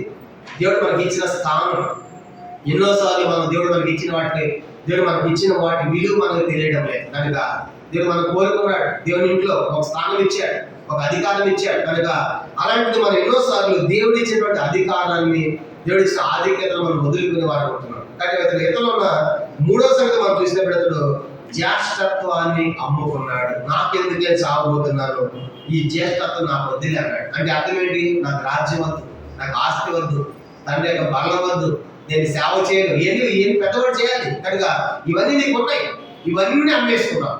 అందుకే దేవుడు అన్నాడు కదా, నేను ఏశావును దేశించి చెప్పడం కారణం ఏంటంటే, నేను ఇచ్చిన స్థానాన్ని పోగొట్టుకున్నాడు. నేను కదా నేను పుట్టింది పెద్దవాడిగా, నీకన్నా చేసిన ప్రథముడిగా అలాంటిది ఎంత కృతజ్ఞతగా ఉండాలి, ఎంత కాపాడుకోవాలో తెలిసే స్థానాన్ని, ఎంత సింపుల్ గా చావబోతు నాకెందుకులే ఈ తిండింటే చాలు నాకు ఈ జ్యేష్ఠత్వం వద్ద నమ్మేసుకున్నాడు. కనుక జ్యేష్ఠత్వం అమ్ముకున్నాడు మనకు కనబడతాడు. ఇది మూడో సంగతి. అని మూడు విషయాలు మనం చూసాం. మొదటిది అరణ్యవాసి, లోకంలో తిరిగేవాడు. తర్వాత శరీర సంబంధి, అందుకే లోకంలో ఉన్న వాడికి దేవుడికి ఎప్పుడు పోరాటమే. అది ఆత్మ శరీరం రెండింటికి ఎప్పుడు కూడా పోరాటం. అలా బతికే కడుపులోనే వాళ్ళకి పోరాటం జరిగింది. కడుపులోనేమో ఏషియాకు యాకోబు పోరాటం ఏంటి? ఏషియా లోక సంబంధిగా, యాకోబు ఆత్మ సంబంధిగా కడుపులోనే పోరాటం స్టార్ట్ అయ్యింది. బయటకు వచ్చిన తర్వాత చూసినప్పుడు ఇది అరణ్యంలో కాలక్షేపం గడిపేవాడిగా, లోక సంబంధిగా, శరీర సంబంధిగా ఏషియా కనబడతాడు. రెండో సంగతి, ఆ తిండి కోసం తనకి ఇచ్చిన విలువైన జ్యేష్ఠత్వాన్ని చేసేంటే ఆయన అమ్మి వేసుకున్నాడు. కనుక రెండోది. మూడవది తిండి కనుక మనం చూస్తాం. కనుక తిండి. నాలుగో సంగతి చూసినప్పుడు, నాలుగో సంగతి ఆలోచించినప్పుడు ఇతను చేసిన నాలుగో పని ఏంటంటే దేవుడు ఇచ్చినటువంటి ఆధిక్యతను తృణీకరించాడు. ఏమన్నమాట 34 వచ్చింది. ఆది కాండం 25:34. ఆది కాండం 25:34. యాకోబు ఆహారము చిక్కుడు కాయల వంటకం ఏశావుకి ఇచ్చాను, అతడు తిని త్రాగి లేచిపోయాడు. అట్లు ఏశావు తన జ్యేష్ఠత్వమును తృణీకరించను. అంటే అర్థం ఏంటంటే దేవుడు ఇచ్చిన జ్యేష్ఠత్వాన్ని తృణీకరించడం అంటే దేవుణ్ణి తృణీకరించడం. కానీ ఆ జ్యేష్ఠం చేసింది ఎవరు? దేవుడు కదా. నేను పెద్దవాడు పుట్టింది దేవుడు కదా. కానీ ఇప్పుడు జ్యేష్ఠత్వాన్ని తృణీకరించావంటే దేవుడిచ్చిన ఆధిక్యతను తృణీకరిస్తున్నావు. కాబట్టి అందుకే దేవుడు అన్నాడు కదా, మొదటి సమయం 2:30లో, నన్ను కనపరచు వారిని నన్ను తృణీకరించేవారు తృణీకారముందు. కాబట్టి ఏషావు నాలుగో సంగతి, తనకి ఇచ్చిన ఆధిక్యత ఎంత గొప్పదో గుర్తించని వాడిగా ఇలా చేసిన పని ఏంటంటే జ్యేష్ఠత్వాన్ని తృణీకరించాడు. అంటే ఒక విధంగా దేవుణ్ణి తృణీకరించిన వాడుగా, దేవుని సంబంధమైన కార్యాలు ఆశ లేని వాడిగా ఏశావు మనకు కనబడతాడు. కనుక ఇవన్నీ కూడా చూసినప్పుడు ఏశావు ఎంత భయంకరంగా మనకు కనబడుతున్నాడు. ఏశావు నేర్చుకోవడానికి ఒక్క మంచి లక్షణం కూడా మనకి కనబడటం లేదు. ఒకటి లోకం తిరిగేవాడుగా, అరణ్యం తిరిగేవాడుగా, శరీర సంబంధిగా, దేవుని కార్యాలు లేనివాడుగా మనం చూస్తాం. రెండవదిగా తిండిపోతుగా మనం చూస్తాం. మూడవదిగా దేవుడి జ్యేష్ఠత్వాన్ని అమ్ముకున్నవాడిగా మనం చూస్తాం. నాలుగవదిగా దేవుని యొక్క జ్యేష్ఠం తృణీకరించడం అంటే దేవునే తృణీకరించినట్లుగా, దేవుని నిరాకరించినట్లుగా, దైవ సంబంధమైన కార్యాలు ఆశ లేని వాడిగా ఏశావు మనకు కనబడతాడు. అట్లేం చేశాడంటే తృణీకరించను. అట్లే 34 రాయబడింది. 34 ఏశావుకి ఇచ్చిన, అతడు తిని అంటే తిండిపో కనుక తిన్నాడు. తర్వాత త్రాగి అంటే ఏం తాగాడు? చెప్పండి, ఏం తాగాడు? నీళ్ళైతే తాగాడు రాయకూడదు, ద్రాక్షరసం తాగాడు. ఏం తాగాడు? ద్రాక్షరసం. కాబట్టి అంటే ద్రాక్షరసం మొత్తం అన్నమాట. కనుక ఇతడు త్రాగుబోతుగా మనకు కనబడుతుంది. కనుక తిని త్రాగి ఆ తర్వాత చదవండి లేచిపోయినంటే ఆ పది ఎట్లా లేచిపోయారంటే ఇద్దరు ప్రేమించుకుని వెళ్ళిపోయిన వాళ్ళు ఏమంటారు? వెళ్ళిపోయారంట, లేచిపోయారంట. ఇప్పుడు ఏశావు కథ కూడా అలాగే ఉంది. కనుక తిన్నాడు, తాగాడు, అది ఆ నుంచి ఏమన్నా వ్యభిచారి, భ్రష్టుడు. చదువుకున్నాను ఇంటి పని అంటే ఏశావు అంటే భ్రష్టుడైనను వ్యభిచారి అని ఉండదేమో అని అంటే అర్థం. తినేవాడు తిని తాగి లేచిపోవడం అంటే భ్రష్టుడిగా, వ్యభిచారిగా మనం చూస్తాం. భ్రష్టుడు అంటే అర్థం ఏంటంటే గడప దాటి వెళ్ళిపోయేవాడు. అంటే వెళ్ళిపోయి లోకములో ఉన్న వాటిని పెళ్లి చేసుకున్నాడు. ఎవరు? ఏశావు. ఆది కాండము 26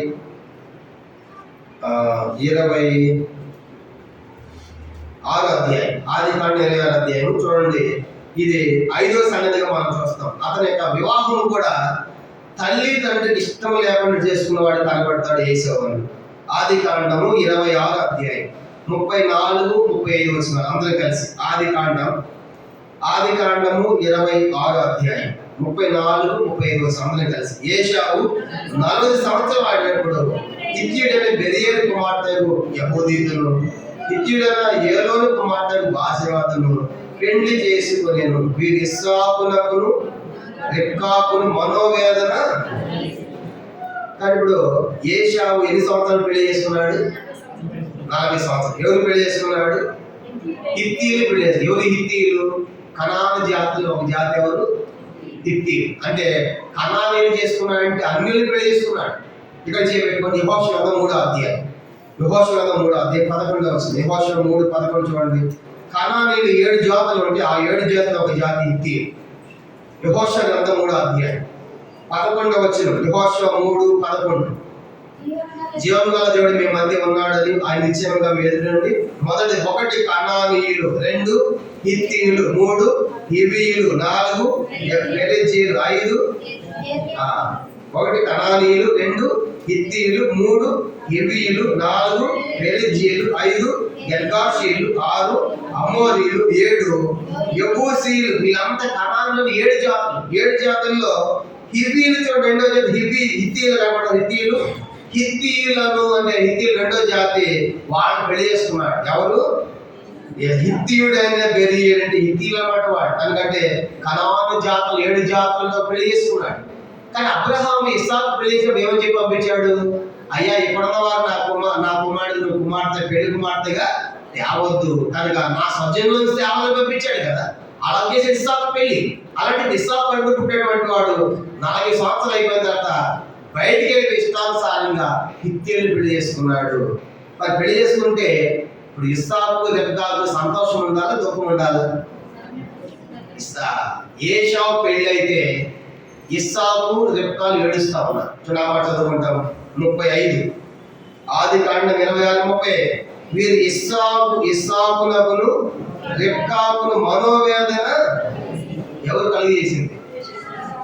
ఏశావు యొక్క భార్య కనుక తెచ్చుకున్నాడు కదా. కనుక అన్ని తెచ్చుకున్నందుకు కానీ ఇప్పుడు లోపల వీళ్ళకి ఎంతో బాధ కనుక ఉండలేకపోతున్నారు. ఎవరు? ఇస్సాకు రెబ్కా. ఈనాడు లోకంలో యవనస్తులు ఎట్లా ఉన్నారంటే ఇదినే తప్పిపోతా ఉన్నారు, కానీ లోకంలో పరిగెడుతున్నారు. ఆ తల్లిదండ్రులకి ఎంత దుఃఖం, ఎంత వేదన. కనుక మనోవేదన అంటే ఆ మాట 35లో ఇస్సాకులకు రేపు మనోవేదన కలిగేసి. కనుక ఇది జబ్బు కాదు. మనోవేదన అంటే మనోవ్యాధికి మందే లేదన్నమాట. దానికి ఏ ట్రీట్మెంట్ ఇచ్చినా పోదు, ఎప్పుడు వేదనే కదా, అది మిగతా తీసేయలేము అన్నమాట. అలాంటి బాధ పుట్టించారు ఏశావు. చూసే తల్లిదండ్రులు కూడా ఇటు దేవుడికి ఇష్టంగా లేడు, తల్లిదండ్రులు కూడా ఇష్టం. తల్లిదండ్రులు ఎంత బాధపడి ఉంటారు. ఇస్సాకు రెబ్కాలు ఆలోచించుకుంటే ఎంత వేదన పడుతున్నారు. కనుక ఏశావును చూసినప్పుడు, ఆయన భార్యను చూసినప్పుడు, వాళ్ళు చూసినప్పుడు ఎంత బాధపడి ఉంటా వాళ్ళు జీవించాల్సి వచ్చింది. తాను చూసామంటే అతడు తన వివాహ సంబంధాలను కూడా తను సరిగా ఎంచుకోలేదు. కనుక నేను ఎవరిని? నేను ఒక ఇశ్రాయేలుని కదా. కనుక మా తాత ఎవరు? అబ్రహాము కదా. మా తండ్రి ఇస్సాకు కదా. ఎంత భక్తి కూడా అబ్రహాము, ఎంత భక్తి కూడా ఇస్సాకు. అబ్రహామే విశ్వాస తండ్రిగా పిలవబడి కనుక దేవుడిని ఎంతగా పరీక్షలో గెలిచిన వాడిగా, దేవుడికి ఆశీర్వాదం తాత కనపడతా ఉంటే, ఇస్సాకేమో మారు పేరు విధేయత, పొలంలో ధ్యానించేవాడు వాక్యం. అలాంటి పట్టుకుంటేటువంటి ఏశావు చేసిన పని ఏంటంటే కనుక తన తండ్రిని చూడాలి కదా అబ్రహాము. తన తాతను చూడాలి, తన తండ్రిని చూడాలి. అయ్యో నేను ఎలాంటి వంశంలో తెచ్చాను, కానీ నా పితరులు ఎవరు, ఎంత భక్తి పనులు, అది ఆలోచించాలి కదా. అలా ఆలోచించకుండా తను చేసిన పొరపాటును బట్టి ఇప్పుడు తనకు వేదన సంగతి తర్వాత కానీ తల్లిదండ్రులు ఎంతో మనోవేదనకు గురైపోయినట్లుగా ఇస్సాకు రెబ్కాలు మనం చూస్తాం. ఇది ఏశావు చేసినటువంటి 5వ తప్పుగా మనం చూస్తాం. మొదటిది లోకంలో కాలక్షేపంలో కనుక శరీర సంబంధం గడుపుతున్నాడు అరణ్యంలో. రెండవదిగా తిండిపోతుగా మనం కనబడుతున్నాడు.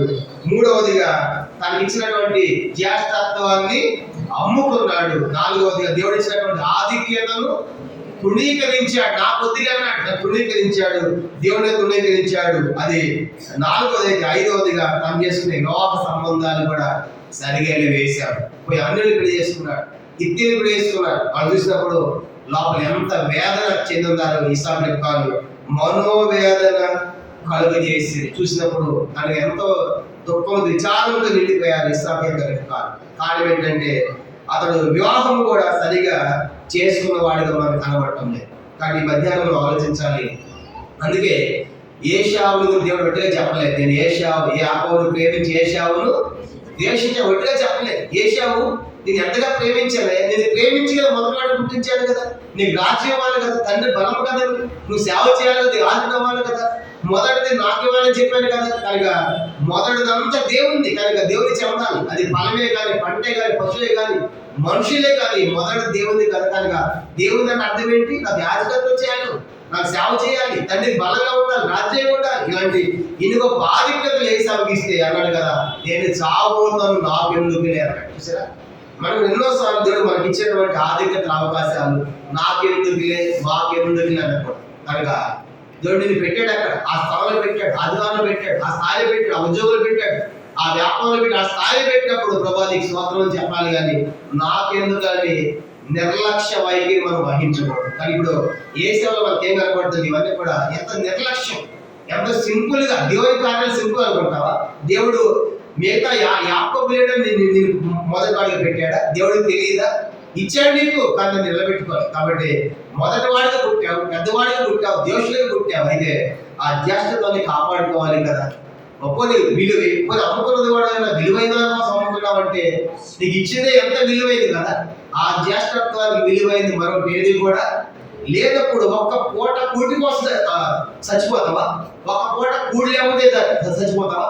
దానికోసం అంత శ్రేష్టమైంది దేవుడికి ఆధిక్యతను అమ్ముకోవడం అంటే, తృణీకరించడం అంటే ఇతను చేసినటువంటి పాపం ఎంత భయంకరమైనది ఆలోచించాలి. ఇవన్నీ దేవుడు చూసినప్పుడు వీడిగా ఇచ్చిన మొదటి వాడిగా, వీడిగా పెట్టిన ఈ యొక్క ఆధిక్యత ఎంత దేవుడు చింతించేవాడిగా, బాధపడేవాడిగా చూస్తాడు. అంత మాత్రమే కాదు, అబ్రహాము, ఇస్సాకు, ఏశావు అని పిలవడాలి. అలాగా ఏశావు సంతతిలో చేసి రావాల్సి ఉంటుండగా దాన్ని నిర్లక్ష్యం పెట్టినందుకు అది ఎవరికి వెళ్ళిపోయింది? అది యాకోబుకి వెళ్ళిపోయింది. అందుకే యాకోబు యొక్క 12 మంది కుమారులు మనం చూస్తాం. కనుక ఆ 12 జాతులు, కనుక 12 ట్రైబ్స్, కనుక గోత్రాలు. ఆ 12 గోత్రాల్లో ఒక గోత్రం ఏదంట యోధా గోత్రం. ఆ గోత్రం నుంచి యేసు వారు వచ్చారు. కనుక ఈ 12 మంది ఎవరు పిల్లలు చెప్పండి? యాకోబు. యాకోబు ఎందుకు పోయింది? పెద్దవాడి నుంచి రావాలి కదా యేసు వారు. అంటే పెద్దవాడు చేశాడు తృణీకరించి, అంటే యేసు వారు వచ్చేటువంటి ఆధిక్యత కూడా కోల్పోయాడు. ఎవరు చెప్పండి? ఏశావు. అది ఎవరికి వెళ్ళిపోయింది? యాకోబుకి వెళ్ళిపోయింది. ఎంత భయంకరం, ఎంత అబ్బోరు ఆలోచించగలరు. పెద్దవాడికి ఉంటే అందుకు ఆ పెద్దవాడిగా నువ్వు కొనసాగితే అబ్రహాము దేవుడు, ఇస్సాకు దేవుడు, ఏశావు దేవుడు చెప్పాలి. దేవుడు అలా చెప్పలేకపోయాడు. కారణం ఏంటంటే నిన్ను పక్కన పెట్టాడు. దేవుడు పక్కన పెట్టాడు, నువ్వే దేవుడు పక్కన పెట్టావు. దేవుడికి తృణీకరించావు, పక్కన పెట్టేసావు కాబట్టి దేవుడు నిన్ను పక్కన పెట్టాడు. ఇతను లేపాడు, యాకోబు లేపాడు. ఆ యాకోబు 12 గోత్రాల నుంచి, యోధా గోత్రం నుంచి వస్తాడు. అందుకే అబ్రహాము కుమారుడైన, దావీదు కుమారుడైన యేసు క్రీస్తు వంశావళి. అంటే అబ్రహాము, యేసు ఎక్కడ తెచ్చాడు? అబ్రహాములో నుంచి, దావీదులో నుంచి యేసు క్రీస్తు. కనుక అలా రావాల్సి ఉంటుండగా దాన్ని పోగొట్టుకున్నాడు. కనుక ఆ యొక్క ఏశావు. కాబట్టి మధ్యాహ్నము అందుకే దేవుడు ఎంతో భయంకరమైన మాటలు ఏశావు గురించి రాయించాడు. ఏశావు భ్రష్టుడు, ఏశావు వ్యభిచారి, అలాంటి పదాలు రాయబడి కారణం ఏంటంటే ఎంత బాధ కలుగు చేశాడు తల్లిదండ్రులు కూడా. ఇది 5వ సంగతిగా మనం చూస్తాం. 5 విషయాలు మనం చూసాం. మొదటిది అరణ్యవాసి, లోక సంబంధి, లోకంలో తిరిగేవాడు, చేదు సంబంధి, దేవుని కార్యాల మీద అతడు ఆశ లేని వాడిగా మనం చూస్తాం. అందుకే ఇంట్లో లేదు, దేవుని కార్యం ఆశ మనసు అనేది లేదు, మనకు కనబడుతుంది. 2వ సంగతి చూసినప్పుడు అతడు తిండి కోసము ఆశపడేవాడిగా చూస్తాం. కాబట్టి తిండి పోతలుగా, తాగుబోతులుగా మనము ఉండకూడదు. తీతు పత్రిక చూడండి 3వ అధ్యాయం ఒక మాట రాయబడింది ఒకరి గురించి. తీతు పత్రిక మొదటి అధ్యాయము చూడండి. వాళ్ళ గురించి ఏమైనా మనం చదువుతామంటే తీతు పత్రిక 3వ అధ్యాయం 12వ వచనం, క్షమించండి, మొదటి అధ్యాయం. తీతు పత్రిక మొదటి అధ్యాయం 12వ వచనం. తీతు 1:12. వారిలో ఒకడు అనగా వారి సొంత ప్రవక్తలో విద్యాను క్రేతీలు ఎల్లప్పుడూ అబద్ధికులను, దుష్టముఖములు, సోమరులకు తిండిపోతులున్నై ఉన్నారు. చూసారా, క్రేతీలు అనే వాళ్ళంటే ఎప్పుడు కూడా అబద్ధం ఆడతారు, ఎప్పుడు దుష్టముఖంలాగా ఉంటారు, దుష్టుల్లాగా ఉంటారు, చివరికి సోమరులా ఉండి తిండిపోతూ ఉన్నారు. వాళ్ళు ఎవరంటే క్రేతీ. కాబట్టి అలా ఉండకూడదు. కనుక ఒక్క పూట కూటి కోసము తన జ్యేష్ఠత్వాన్ని అమ్ముకున్న ఏశావు. కనుక ఎంత భయంకరం. కానీ జ్యేష్ఠత్వం అనేది సామాన్యమైనది కాదు, దేవుడు ఇచ్చిన ఆధిక్యత నీకు. కనుక నువ్వు జ్యేష్ఠతను అమ్ముకుంటున్నావు అంటే అర్థం ఏంటంటే దేవుణ్ణి అమ్మివేసుకున్నావు, దేవుణ్ణి తృణీకరించావు. అందుకే దేవుడు అన్నాడు కదా, నేను ఏశావును ద్వేషించేదని. ఇది 5వది. 6వ చూద్దాము. 6వది హెబ్రీ పత్రిక మనం గమనించామంటే హెబ్రీ హెబ్రీ పత్రిక 12వ అధ్యాయం. హెబ్రీ పత్రిక 12వ అధ్యాయము అందరం కలిసి మనము 16, 17 వచనాలు చదువుకుంటాం. హెబ్రీ పత్రిక 12వ అధ్యాయము 16, 17 వచనాలు చదవండి. ఒక పూట కూటి కొరకు తన జ్యేష్ఠత్వపు హక్కును అమ్మివేసిన ఏషా వంటి పశువులను వ్యభిచారులే మరియు జాగ్రత్తగా చూచుకొనుడి. ఏషావు ఆ తర్వాత ఆశీర్వాదం పొందగోరి ఆ నీరు విడుస్తూ దానికోసం శ్రద్ధతో వెతికిన వారు మనస్సు పొంద అవకాశం దొరక విసర్జించబడిన మీరు ఎరుగుతారు కదా. కాబట్టి ఒక పూట కూటి కోసం జ్యేష్ఠత్వ హక్కును అమ్మివేశాడు. కనుక అమ్మివేశాడు. ఒక్క పూట కూటి కోసము విలువైనటువంటి జ్యేష్ఠ అమ్మవేయడమే కాకుండా ఆ తర్వాత ఏం చేశాడంట, ఆశీర్వాదం పొందగోరి కన్నీరు విడుచు దానికోసం శ్రద్ధతో వెతికాడు. కానీ ఇప్పుడు 6వ సంగతి ఏం చెప్పాలనుకున్నాడంటే, ఇతడు ఏడ్చాడు. కనుక ఏంటంటే ఆశీర్వాదం కోసము ఏడ్చాడు. కనుక ఎప్పుడు ఏడ్చాడు? ఏడుస్తుంది దేనికోసము? ఏడుస్తుంది నేను తప్పు చేశాను, పాపం చేశాను దానికోసం ఏడుస్తున్నాడా? ఆయన ఆశీర్వాదం పోయిందని ఏడుస్తున్నాడా? ఆశీర్వాదం కోసం ఏడుస్తున్నాడు. దేనికోసం ఏడవాలి అసలైతే?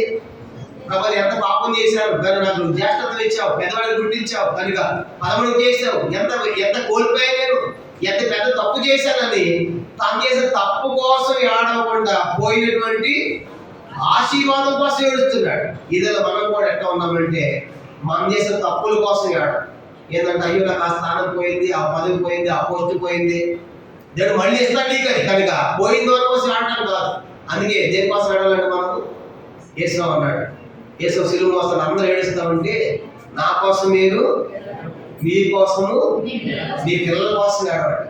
కాబట్టి అందుకే మనం దేనికోసం ఏడాలి అంటే ఆశీర్వాదాల కోసం కాదు.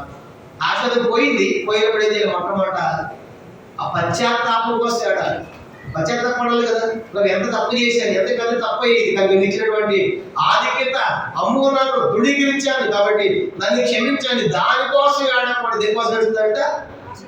ఆశీర్వాదం పోయింది. అంటే అర్థం ఏంటంటే ఏ సేవలో మనకు పశ్చాత్తాపం మనకు కనపడదు. ఏ సేవలో చెప్పండి. ఇలా చాలా మందికి ఎట్లా ఉందంటే ఏదైనా పోగొట్టుకుని దానికోసం ఏడుస్తున్నా కానీ ఎందుకు పోయింది, ఇది నేను చేసి తప్పేంటి అని నువ్వు పశ్చాత్తాపడుతున్నావా? ఆ చేసిన తప్పు ఎంత పెద్ద తప్పది, ఇది చిన్న తప్పు కాదు. దేవుడిని పెద్దవాడు పుట్టించినప్పుడు దాన్ని అమ్మేసుకున్నావు. జాగ్రత్తప్పుడు తృణీకరించావంటే దేవుడు ఇచ్చిందని పక్కన పెట్టావు, కానీ నిర్లక్ష్యం చేశావు. కాబట్టి ఎంత పెద్ద తప్పు ఇది. దేవుని దేవాలని క్షమించయ్యా, నేను అమ్మేశాను, కానీ నేను పాపం చేశాను, నేను తప్పు చేశానని ఏడవకుండా నాకు ఆశీర్వాదం పోయిందని నడుస్తున్నాడు. అందుకు తండ్రి దగ్గర ఏమంటాడు? ఆదికాండం 27వ అధ్యాయం. ఆదికాండం 27వ అధ్యాయము.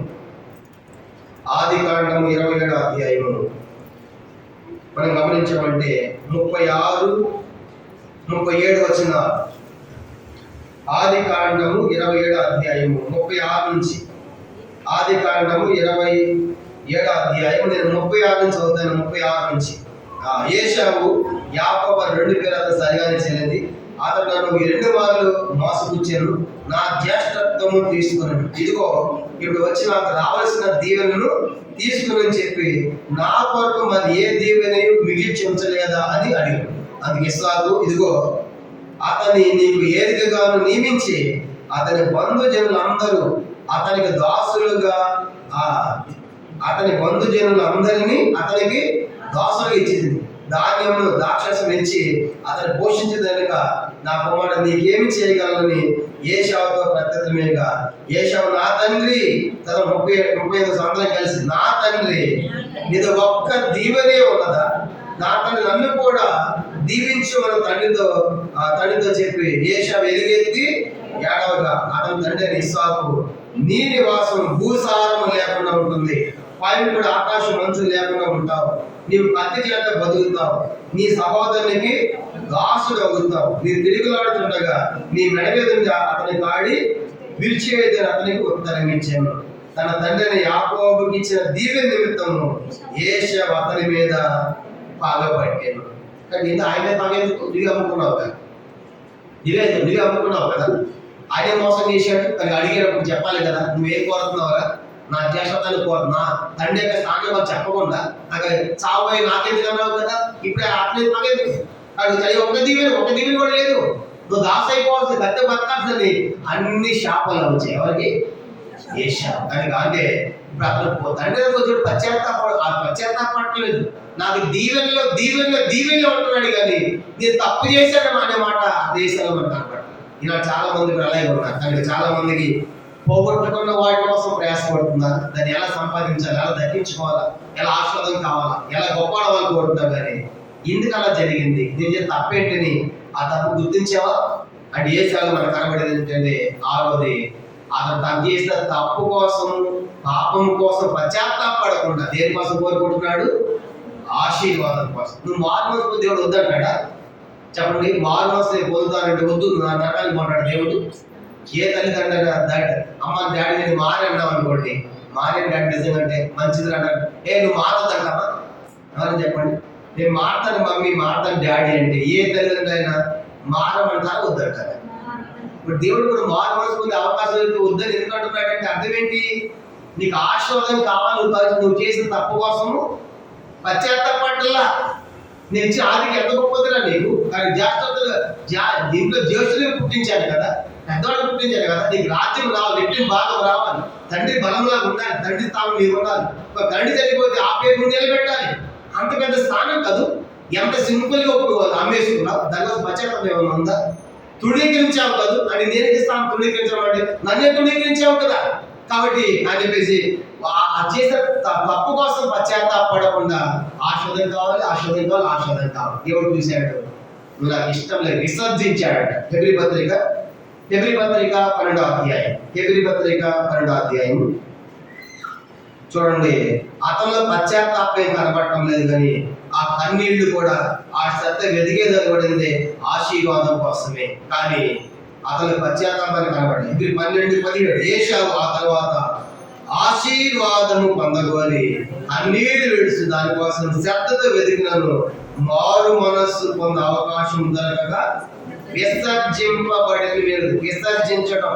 కనుక విసర్జించడం అంటేగా దాన్ని వెనక్కి చూడడం అనమాట. కనుక చూసారా, అలా అయిపోయాడు ఏసేవ జీవితం. కనుక అలా శపించబడింది ఏసేవ జీవితం. అంటే మధ్యాహ్నం ఆలోచించాలి, మనం చేసిన తప్పుల కోసం మనం పశ్చాత్తాపడాలి. ఎప్పుడైతే మనం చేసిన తప్పుల కోసం పశ్చాత్తాపడతామో దేవుడు క్షమించలేనంత తప్పు ఏది కూడా ఆయన సమస్తాన్ని కూడా క్షమించినాడు. ప్రభు తప్పు చేశాను, పొరపాటుని నువ్వు దేవుడి మీదకి వస్తే ఆయన ఎప్పుడు తోసాడు. అందుకే నా ఎందుకు వచ్చాడు ఎంత మాత్రం బయటికి ఎట్లా రావాలి?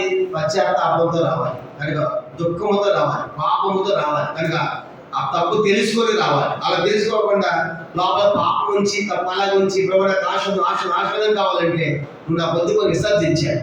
ఇక్కడ అనేక మంది దేవుని దగ్గరికి వస్తున్నారు, కానీ వారి తప్పులు తెలుసుకోవడం లేదు. కీర్తన 19వ కీర్తన 12వ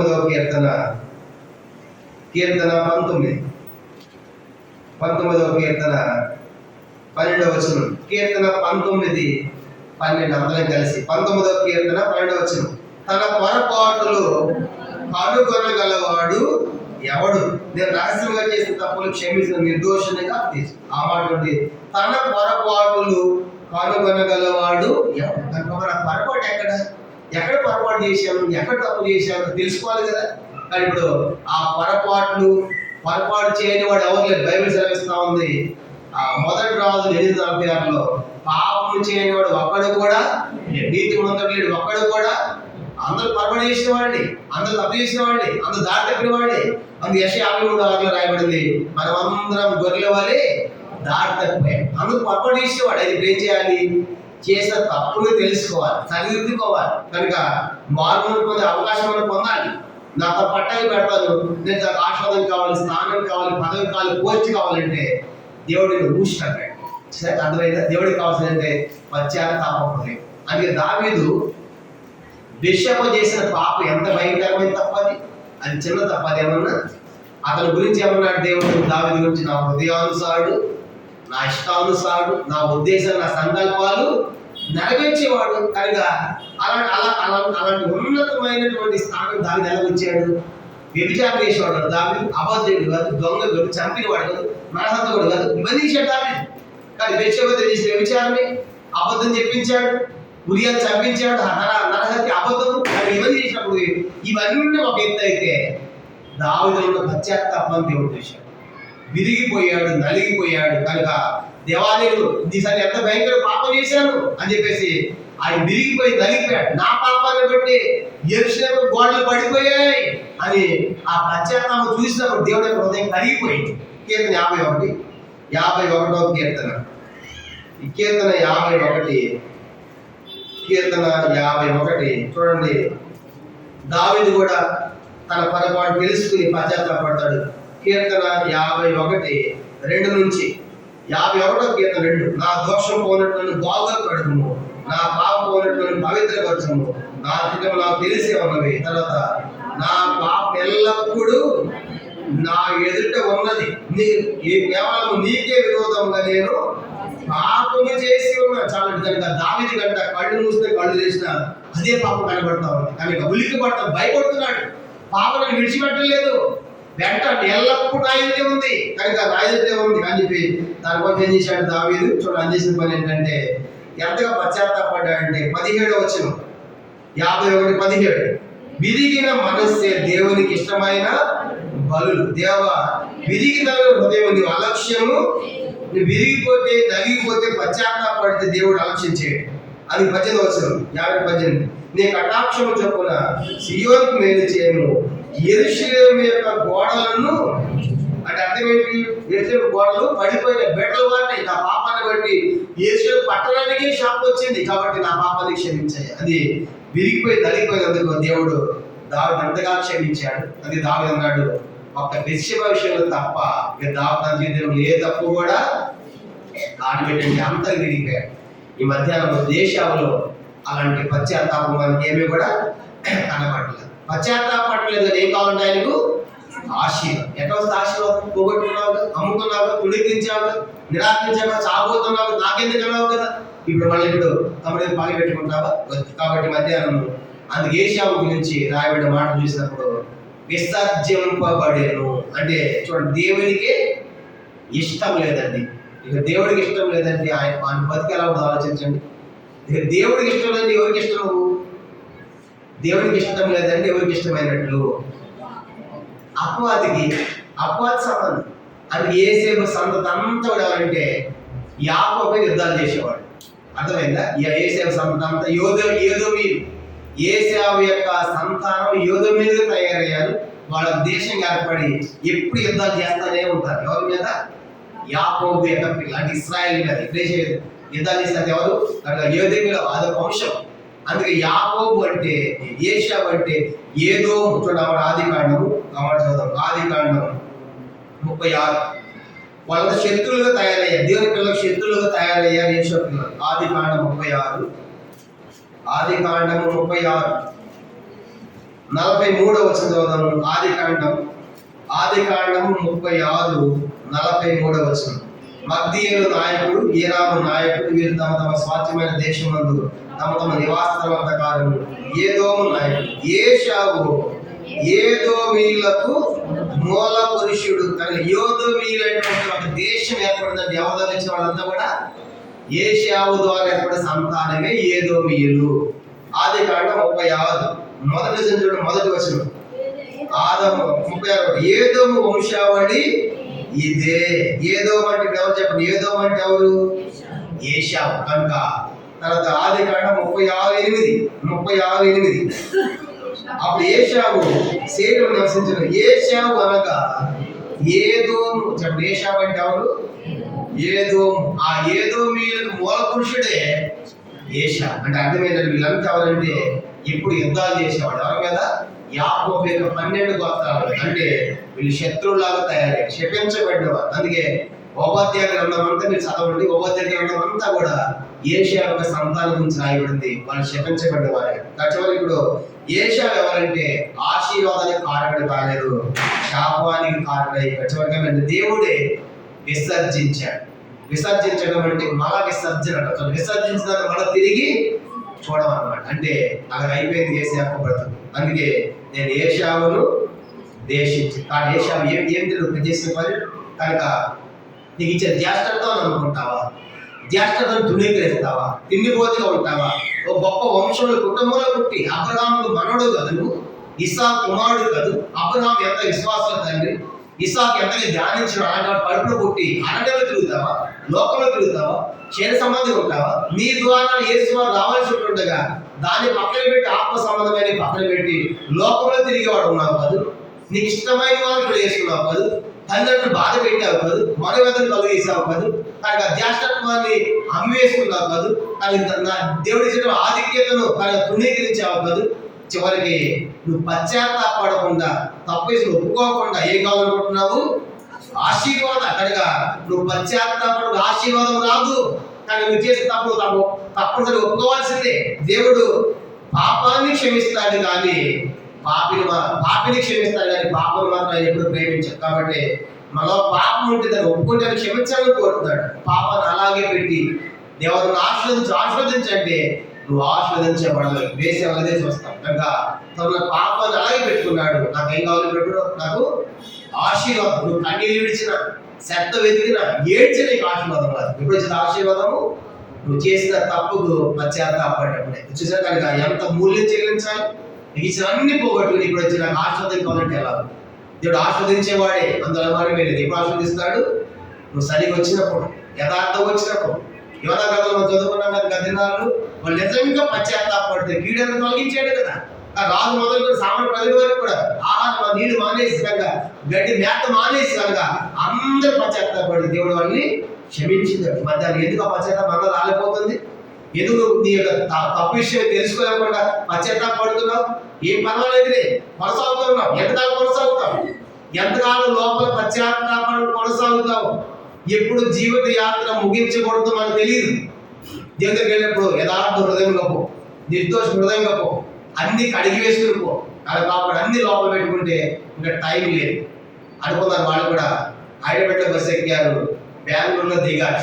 2.5 గంటలు అయిపోయింది, ఇంకా కొన్ని గంటలు చేరుకుంటారు బెంగళూరు అనగా మనం చూస్తున్న వార్తల్లో. వాళ్ళ బెంగళూరు ప్రయాణం కాదు ముగిసింది, జీవిత ప్రయాణమే ముగిసింది. లోకంలో లేదు వాడు. ఒప్పుకుందామన్నా, కడుక్కుందామన్నా, సరి చేసుకుందామన్నా ఇప్పుడు వాళ్ళకి అవకాశము అది. ఇదే మిగిలిన అనుకూలమైన నేడే రక్షణ.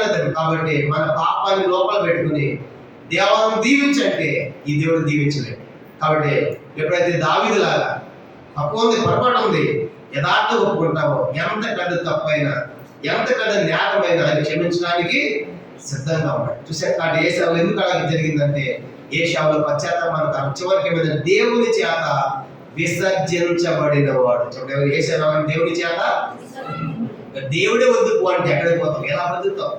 మరి బతికేలా ఉంటాడు. కనుక అది ఏ పుట్టిన వాళ్ళందరూ కూడా శత్రువులాగా తయారు, క్షమించబడిన వారు. కనుక దేవుడి యొక్క ఆశీర్వాదాలు పోగొట్టుకున్నాడు. కారణం ఏంటంటే ఏ సేవ చేసి 7 పనులు. మొదటిది అరణ్యవాసనగా కాలక్షేపం లోకంలో శరీర సంబంధం కట్టిన వాడు. రెండవదిగా తిండిపోతగా జీవించిన వాడు.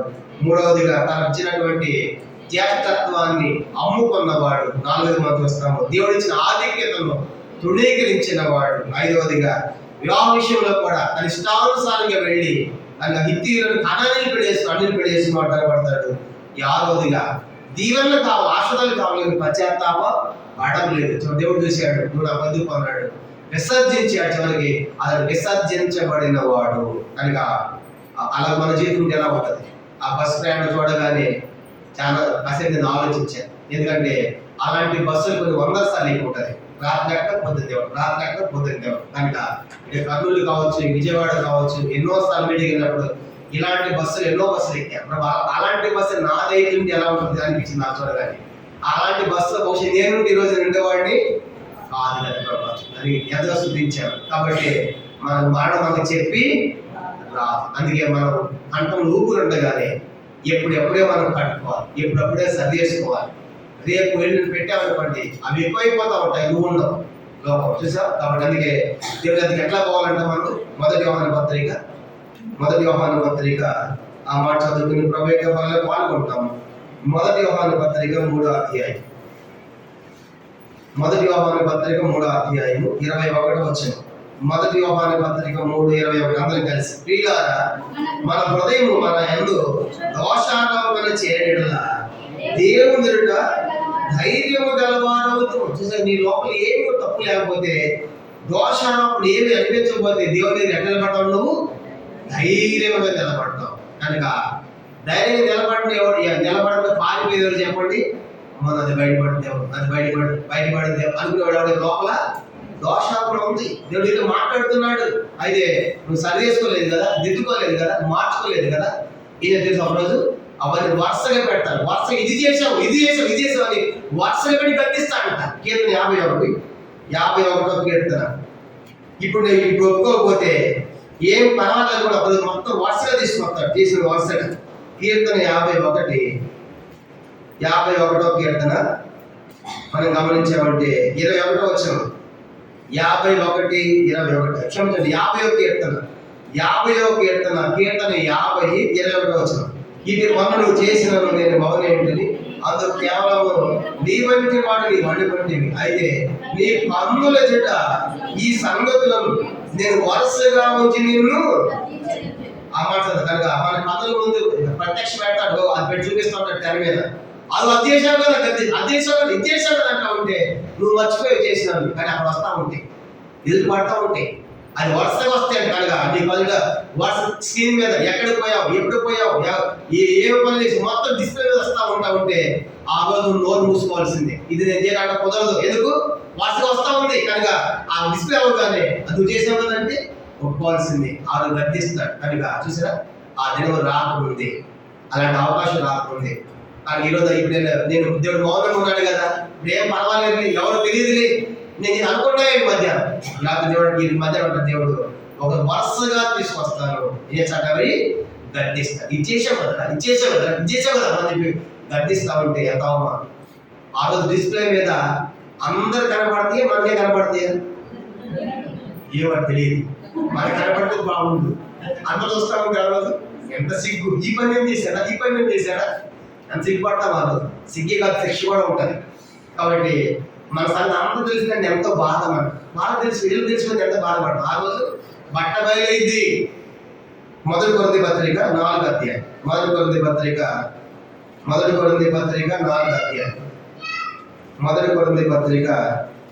4వ ముగించేసుకుందాం, చాలా టైం. 1 కొరింథీ 4వ అధ్యాయం అందరం కలిసి వెలుగులోకి తెస్తా అంటారు. అవన్నీ వెలుగులోకి వస్తే ఒకరోజు. 1 కొరింథీ 4:5. 1 కొరింథీ పత్రిక 4వ అధ్యాయం 5వ వచనం. కాబట్టి సమయం రాకముందు అనగా ప్రభు వచ్చే వరకు దేని గురించి తీర్పు తీర్చండి. ఆయన అంధకారమందల రహస్యములను వెలుగులోకి తెచ్చి హృదయంలోని ఆలోచనలు బయటపరిచినప్పుడు ప్రతి వానికి తగిన మెప్పు దేని వల్ల దేవుడు చేస్తాడు. అంధకారంలో చీకట్లో ఉన్నవి రహస్యమైన వెలుగులోకి తెస్తాడు. చీకట్లు వేసావు కదా, రహస్యం చేసావు కదా, అవి ఒకటి వెలుగులోకి వస్తాయి. కాబట్టి నువ్వు చీకట్లో చేసేవి వెలుగులో కనపడతాయి. ఆ తర్వాత ఉన్నాడు హృదయంలోని ఆలోచన బయలుపడి. నా హృదయంలో ఏముంది మీకు తెలియదు, మీ హృదయాలు ఉంటాయి. హృదయంలో దేవుడు బయట తీసుకోవాలి. హృదయంలో బయటకు వస్తాయి, చీకట్లో బయటకు వస్తాయి, అందులో బయటకు వస్తాయి. వరుసగా పెడతాడు. ఇది చేసావు అన్ని గర్దిస్తావు. ఆ రోజు మౌనం వహించి ఒప్పుకోవాల్సింది, ఆ శిక్ష వెళ్ళాల్సింది.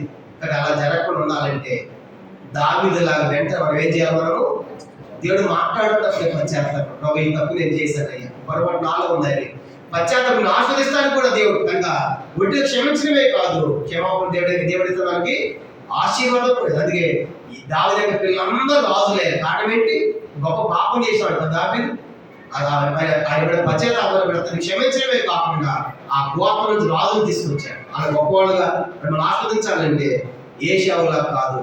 కనుక మనం దావీదులకు మనం వెంటనే మనము పశ్చాత్తాపం, మన పొరపాట్లు, మన తప్పిదాలు కనుక ఒప్పుకున్నప్పుడు ఆశను అడగాల్సిన పని లేదే, అందుకు ఇస్తాడు. కానీ ఇప్పుడు ఏషావులో ఉన్న భయంకర సంగతి తన తప్పు ఒప్పుకోవట్లేదు. కానీ ఏం కావాలని అనుకుంటున్నాడు? అక్కడ తండ్రిని ఆస్వాదించమన్నాడు. కానీ సత్య వెతుకాడు, కన్నీళ్ళు కాచాడు. కొట్టోటి కన్నీళ్ళే, నీ కన్నీళ్ళు నాకు తెలుసు దేవుడు అంటాడు. నువ్వు రావు పశ్చాత్తాపడలేదురా, నువ్వు ఆస్వాదం వల్ల ఏడుస్తున్నావు, దానికోసం ఎదుగుతున్నావు కదా, నువ్వు పశ్చాత్తాపడిన తర్వాత దేవుడు ఏదైనా ఇస్తాడు. అదే కదా దేవుడు లాగా చేస్తాడు. ఈ మధ్యాహ్నం ఈ వాక్యం మీద మన మీద పరీక్షించుకొని ఆయన వల్ల మనం పాల్గొంటాం. మోకరించండి, ప్రార్థన మోకరించండి. 2 నిమిషాలు మన వ్యక్తిగత జీవితాన్ని సఫర్ చేసుకుంటాం. దేవుడి మధ్యాహ్నం మనతో మాట్లాడి ఉంటుండే. మనం ఏషావు వంటి వారమై ఉండరాదు. ఏషావు మంచి కుటుంబంలో పుట్టాడు. అబ్రహాము మనవడు, ఇస్సాకు కుమారుడు. ఎంత మంచి వంశావళి. తాత ఎంత ఒక ఉన్నతమైన వాడు, తండ్రి కూడా ఎంత ఒక ఉన్నతమైన వాడు. అలాంటి వాడు కడుపున పుట్టినవాడు, అరణ్యంలో తిరుగుతున్నాడు, గుడారంలో లేడు. వేటాడటం, కాలక్షేమం, టైం పాస్, లోక సంబంధి అలా తన టైం అంతా వేస్ట్ చేసుకుంటాడు. తిండి కోసం ఏదైనా అమ్ముకునేవాడు తగబడతాడు. ఒక్క పూట తిండి ఎవరు చచ్చిపోతావా? తిండి కోసం జ్యేష్ఠత్వాన్ని అమ్ముకున్నాడు. ఇవి మనం ఏమనుకుంటున్నారు?